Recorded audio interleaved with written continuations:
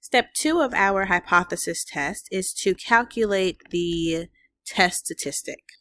In order to calculate the test statistic, we have to know that we are using the correct test statistic formula. There are several different formulas that we will go over in the next several lessons.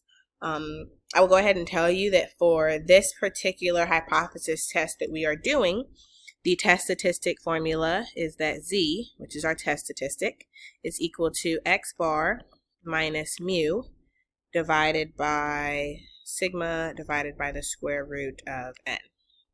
That's the test statistic formula that we will be using for this example. The test statistic comes out to be a single number, and that single number represents your sample of data. So let's go ahead and calculate the test statistic for scenario 1. In scenario 1, remember that the sample mean X bar was calculated to be 40. The population mean was given to be 43. That's our mu.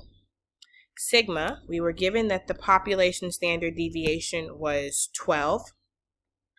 And the sample size, little n, that was given to us as 100. And I'll just scroll up real quick to show you where I'm getting these values from.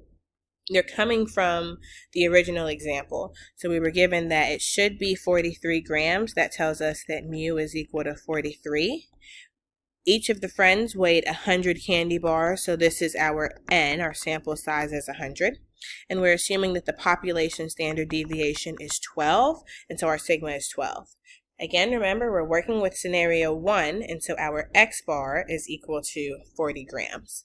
So now that we have all the values to calculate our test statistic, our numerator comes out to be a -3. The denominator, 12 divided by the square root of 100, will give us a positive 1.2.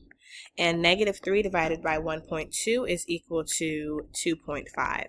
And so that is our test statistic for scenario 1. And that is negative, a -2.5, because the 3 in the numerator is negative.